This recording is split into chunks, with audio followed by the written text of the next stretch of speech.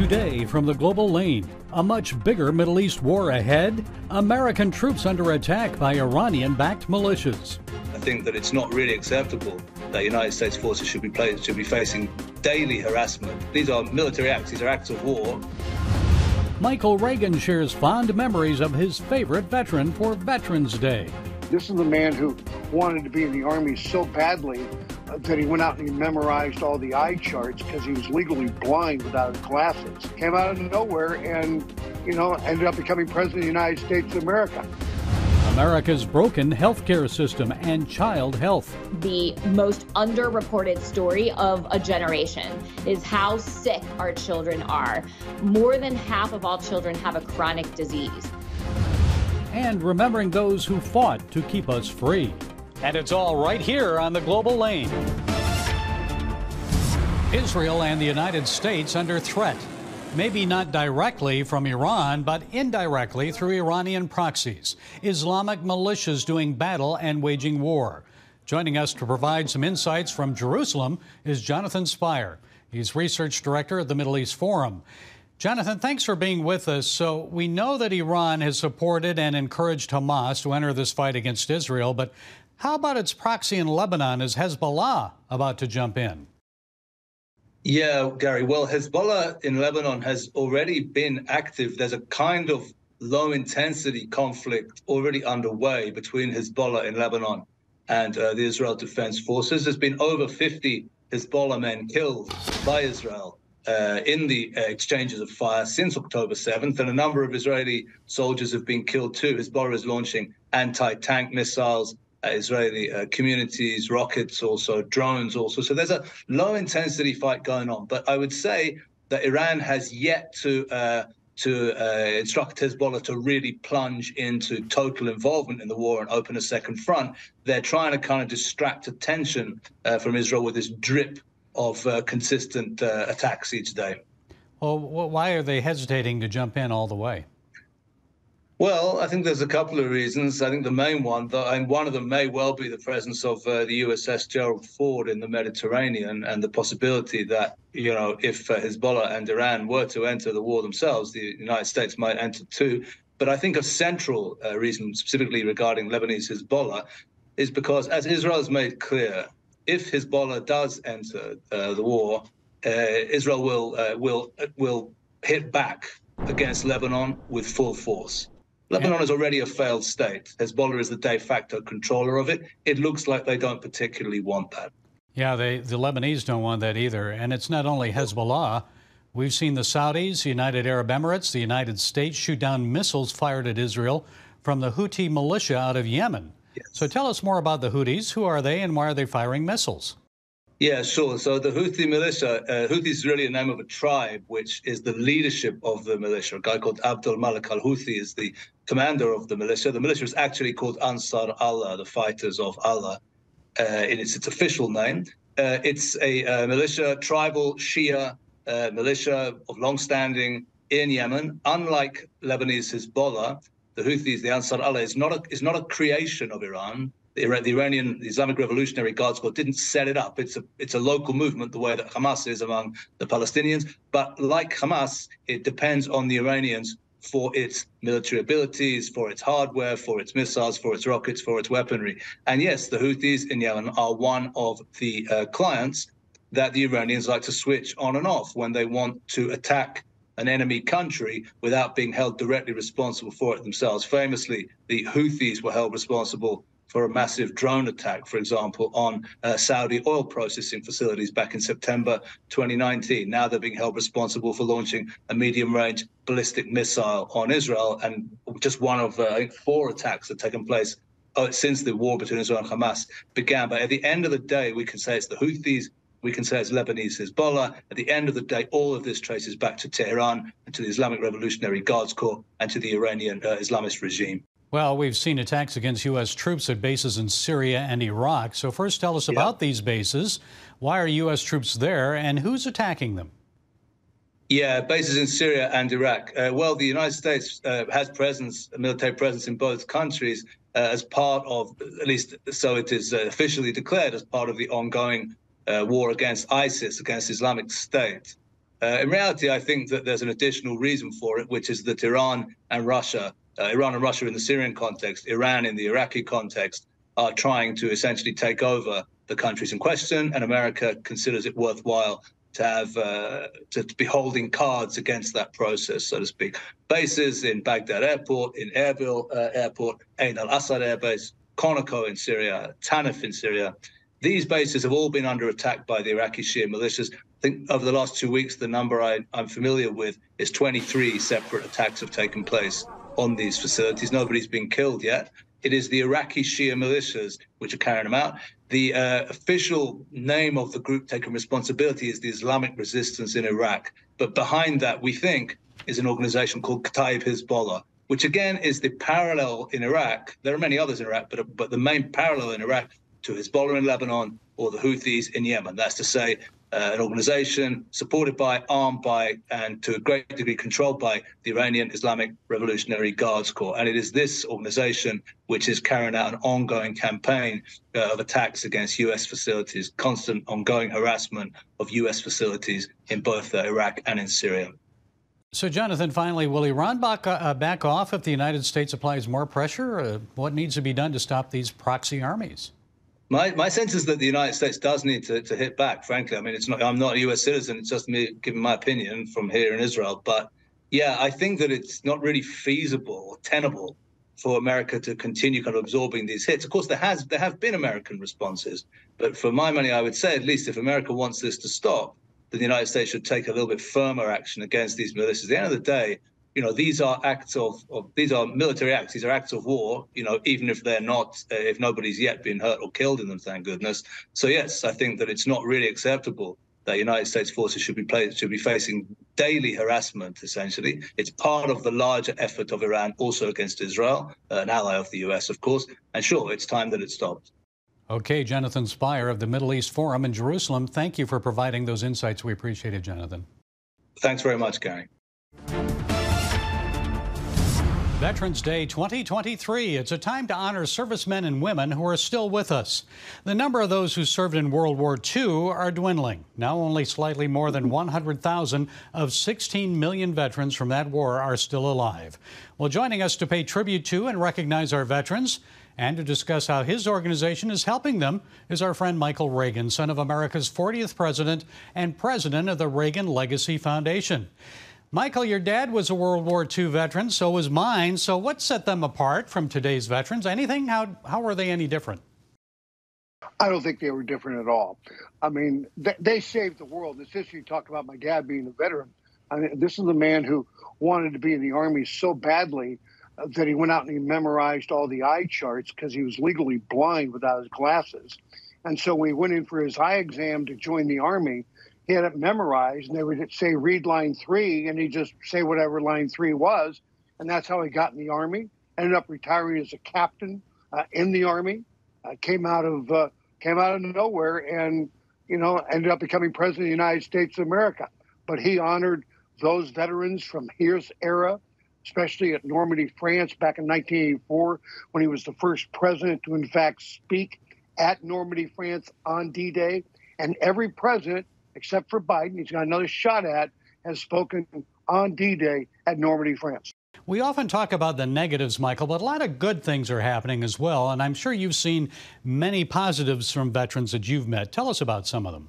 Well, I mean, the veterans, when I've been to Normandy, France on D-Day, and I've been there a couple of times, to be able to talk to these people who never patted themselves on the back. They always pointed at someone else and always gave credit to others.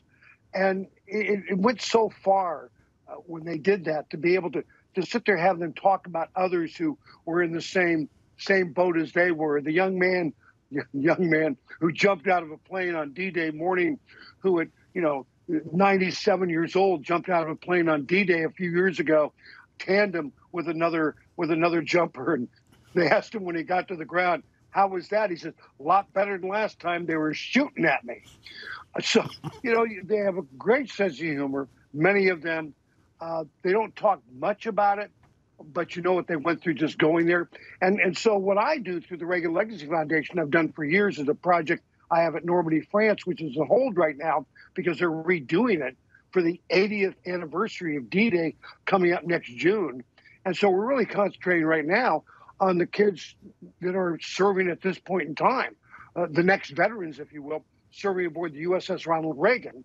And so we have a scholarship program we started years ago where we provide scholarships not only to men and women who serve on the Reagan, but we provide scholarships to their family members at home who are trying to better their education and make their lives better at the same time. And we've been doing that for a few years. And not only the kids on the ship love it, but the family members, when they get a check from us, helping them with their education, they're over the moon about it. So we're really promoting that right now. And you can go to ReaganLegacyFoundation.org. You can make a donation to us. And the money goes to USS Ronald Reagan Scholarship Fund. And it just really helps those kids who right now, the ship is stationed out of Tokyo, Japan. But when you hear about the 7th Fleet, the USS Ronald Reagan is the aircraft carrier in charge of the 7th Fleet. She's the one out there in the South China Sea. She's the one between China, North Korea, and Taiwan. And I'm sure you have some success stories from some of those scholarship award winners. Do you have one you'd like to share?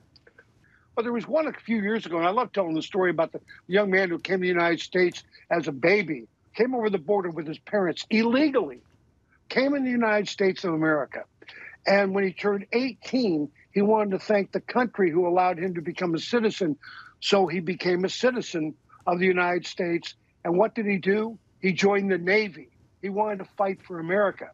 And when the USS Ronald Reagan was commissioned and christened back in early 2000s, he wanted to serve on the ship with the name of the president who allowed him to become a citizen of the United States. And so over the years on the USS Ronald Reagan, he would mentor up to 75 soldiers on that ship to make them better sailors, make them better people, and give them better education. And I think there was 3 or 4 years that we sent him checks because of what he was doing. And you never hear that story about that side of the issue. You hear about the illegals coming across the border, which is outrageous. But there are illegals who have come across the border who have served in the military and helped this country like this young man did. And you had mentioned the USS Ronald Reagan, and we know that the Eisenhower and the Gerald Ford are in the Middle East right now because of that war that's going on. A lot of war going on this Veterans Day. We're supporting the Ukrainians, the Israelis who are engaged in combat. How do you think your dad would have approached Israel's war with Hamas? Would he have been pushing for a pause or a ceasefire? And would he have handled Iran differently with its proxies who are targeting American servicemen? I think my dad learned a lesson back in the 1980s when that same group killed 243, Marines there in Beirut, Lebanon. John McCain told him, don't go in there, it'd be trouble. He didn't listen to John McCain. 243 Marines died. He never forgot that. No, he would handle this much differently. I think if he were president, you would not have what's going on in Ukraine today. If he were president, there's a lot of things that would not be happening. America needs to be strong. And right now, America is not strong. And not only is America not strong, but you can't look around the world and see strength anywhere. There's no Lech Walesa, Václav Havel, Helmut Kohl, Maggie Thatcher, Pope John Paul II. And that's what concerns me about what's going on in America today. But would he handle things differently? Absolutely, he would handle things differently. And I think there's a lot of things that would not be happening if America were strong. But America is weak. Yeah, instead you've got Putin and Kim and the Ayatollah and President Xi. Finally, you've told us in the past that honoring veterans should not be just one day out of the year, but every day. So what's the best thing, Michael, we can do for our veterans? Honor them every day. When you see one, say thank you. When you see they wear caps, so you kind of know who it is and what have you. Thank them. But here's another way to thank those veterans of yesterday and the ones now who are retiring or moving from one position to another position. If you're flying on a plane and you're in first class or business, you got a good seat, you see them come on in uniform, you know what you do? You get up, give them your seat, and sit wherever their seat was. Exchange seats with them and say thank you. You will not believe the applause you will get from everybody on the plane. It's a great way to easily honor a vet or someone who's serving today in the military and say thank you. Or maybe paying their dinner when you see them at a restaurant. Pay it forward. Okay. Another way to do it. Michael Reagan, we appreciate you. You're president of the Reagan Legacy Foundation. Thanks for taking the time to join us to honor our veterans on this Veterans Day. We appreciate it. God bless you. Thank you. ReaganLegacyFoundation.org. Inflationary pressures are not only causing problems at the gas pump and grocery store, but more Americans are feeling the pinch when it comes to taking care of their health. A recent Gallup survey found 4 in 10 Americans with health insurance have put off medical care because of rising costs. Well, here to explain more about what's happening to America's healthcare system is Katie Tolento. She's executive director of the Alliance of Healthcare Sharing Ministries. Katie, it's good to talk with you again. So many Americans would say the healthcare system is broken. So what's the biggest reason that people are finding it more difficult to afford and obtain quality treatment now? Well, I think it's broken for us, but it's working exactly as designed for the healthcare industry, who it benefits quite perfectly. So I do think that how it's designed is to maintain secret prices, secret contracts between all these actors in the healthcare industry, whether it's giant corporate hospital systems that are pretending to be charities for the IRS, or shady middlemen in the drug supply chain called pharmacy benefit managers who refuse to show anybody their compensation and their funding streams and their prices. And the kickbacks that they receive from drug manufacturers, or maybe it's the private equity doctor practices that are surprise billing everybody after you go to the ER, or your anesthesiologist who charges you for your surgery turns out to be out of network, even though your surgery was at an in-network hospital. I mean, ultimately, this comes down to simply price transparency. In every industry except healthcare, we know the price in advance. And if you don't, you're not allowed to charge under the Uniform Commercial Code more than fair market rate. Well, it seems like people have to wait forever now just to get an appointment to see a doctor, schedule surgeries, other procedures, tests. So why is that? Is there a shortage of healthcare workers? If so, why? Well, I think part of the reason is that we fired a bunch of them when they didn't want to get vaccinated during COVID. So there's that. There is a real shortage of nursing staff for largely that reason, but also nurses are underpaid. And that limits how many patients can be seen at a physician practice, because they often depend on nurses to kind of keep the trains running and keep the patients flowing. But also, fewer and fewer people are going into medicine. I think that young people are starting to be disillusioned. I know that for people of faith, it's a real problem to protect your own conscience rights during the medical education process. So it's illegal in some states to get out of medical school without having to participate in or learn how to perform an abortion.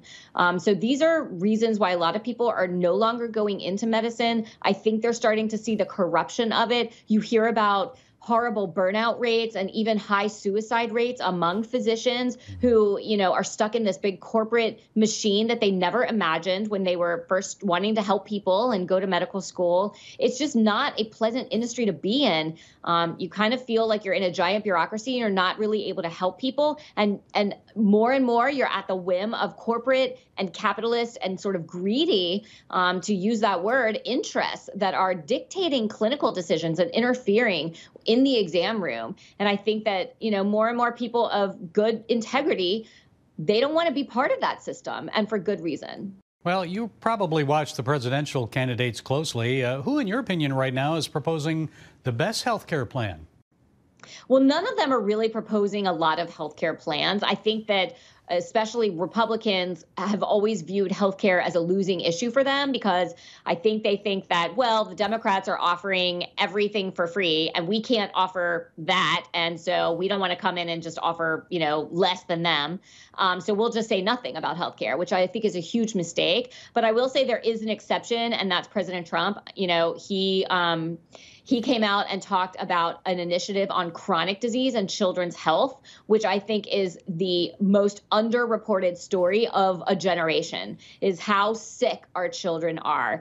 More than half of all children have a chronic disease. This is totally unprecedented, and it's due to many factors. But he has come out with an initiative around that and around studying the causes of it, and especially studying some of the regulatory causes of it. I mean, we're seeing more and more products being approved by the FDA without good research on their effects in children, and they're being prescribed off-label to children, whether it's the entire vaccine schedule, which does not have very good safety data, no placebo-controlled trials for almost all of the vaccines, or whether it's obesity drugs that are being approved and recommended for children. And more we're seeing kids who are really being poisoned by our processed food supply.